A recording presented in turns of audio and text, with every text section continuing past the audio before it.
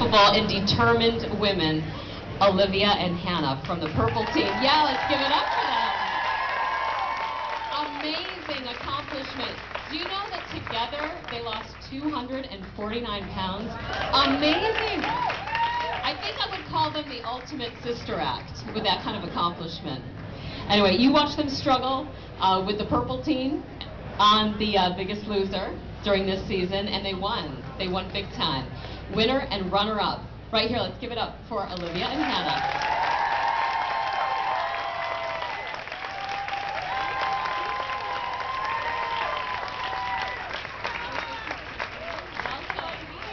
Thanks for having us. Have a seat. Have a seat. You look amazing. Don't they look fabulous?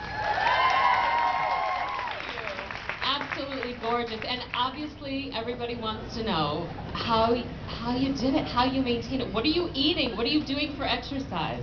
Oh my gosh.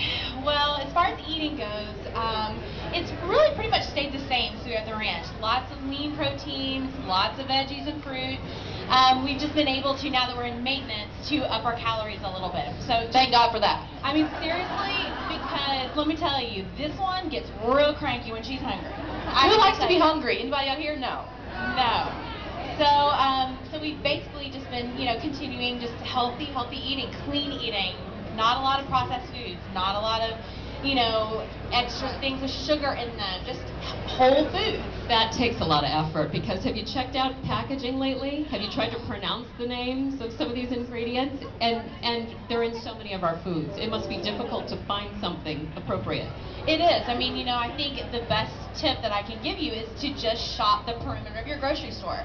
If you stay on the outside, eat, fruits and vegetables, your meat section, your dairy, all the stuff that you need to eat, it's all on the perimeters. The stuff in the middle of the grocery store usually is the place where you have to have like a chemistry degree to understand what's in the food. That gets you in trouble. Yeah. And also another thing is, use your local farmers market. Use the farmers that are that farm fresh fruit and vegetables from Boston. You want to support those people. You want to let them know that you're here to support them, and they're going to help you in turn with that healthy food. Yeah, Haymarket. I know it has all the yes.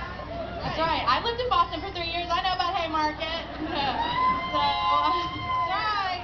I mean, you got to stay away from like Mike's Pastries and all those things that are down there. But cannolis. Every once in a while, a good treat. But Haymarket, yeah, take advantage of that. It's such a great, way to get all of your fresh fruits and vegetables. Now, you both are very busy women. You work. You sing opera. It's amazing.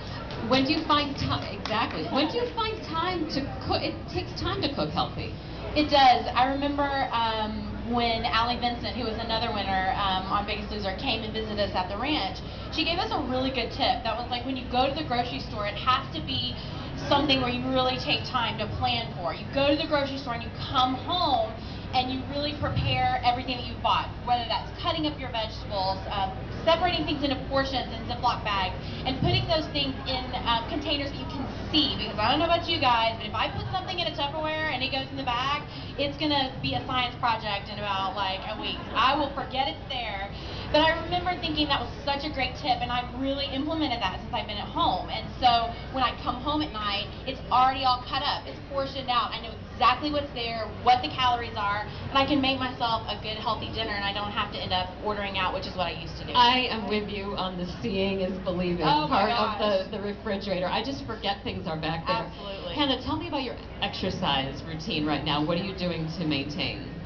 Well, we all know that part of the exercising is in your mind. For me, when we first started The Biggest Loser, I was like this: how am I going to do this for 6 hours a day? How, Olivia, what did you get me into? I mean, this is like misery. But the thing is, once you click in your mind that you deserve to be healthy, you deserve to exercise, you deserve to have that time for yourself, something clicks in your mind and you really want to do it. So what I do now is we do a lot of spinning. We spin at this great spin studio that we found in New York called Soul Cycle. We also do boot camps in the morning. They sound very daunting, but everyone goes at their own pace. There's people in my boot camp, that weigh 300 pounds down to people that are very thin and they're just trying to stay in shape. So it's like there's classes and there's free things you can do at all levels. Also, get a partner, someone from your church, someone next door, someone at your school, and get someone to help you and support you. Because the best thing that you can have is a support system. And one thing Olivia and I always talk about is, for so many years, I was so just depressed and I felt like nothing, and I felt like no one was there to support me. And look at all you guys here supporting us. Everybody is out there to support you. Yeah, give yourself a hand. So you have no idea how much of an inspiration you guys are to us and about how much you keep us going every day. So we think about y'all every time we're on the treadmill in the mornings, every time we're at the boot camp, every time we're spinning. We think about all those people out there who are doing this with us, and that really helps you to keep going. Okay, do you take a day off?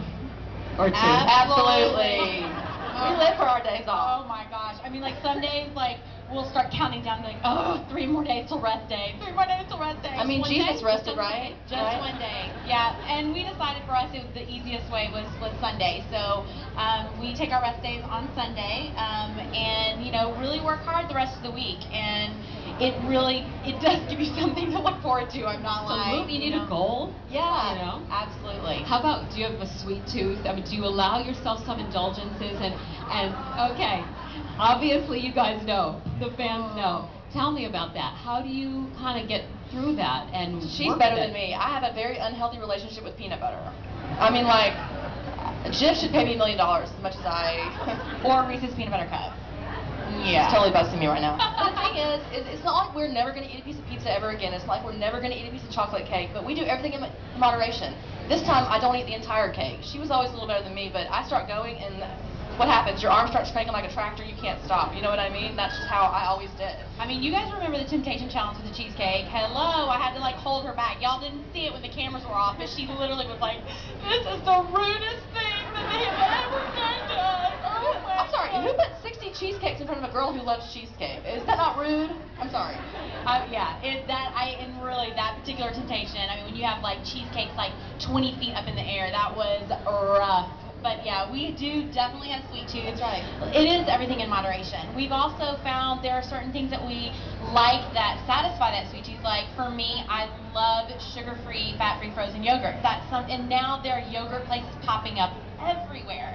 And is it something that I can have every day? Absolutely not. Is it something I can have once a week, once every other week, if I just really want that? Absolutely. I'd rather have a cup of, frozen yogurt than deprive myself for weeks and weeks and then eat a whole cheesecake, because that's what I used to do.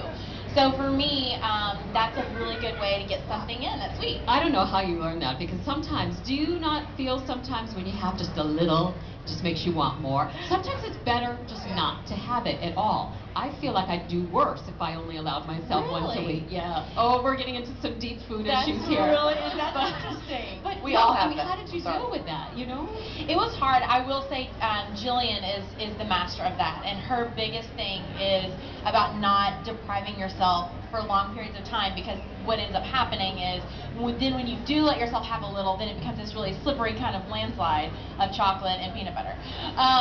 But yeah, so the thing is for us was to learn things in moderation and to incorporate it into your calories. It's not just like, okay, I'm going to treat myself and not that this doesn't count. It still counts, and I still have to make way for that by means of a spin bike or a treadmill or whatever I'm doing. And you still have to write it down in your journal. Oh, absolutely. You have to be accountable for that. Absolutely. But there are things like that that you can have. So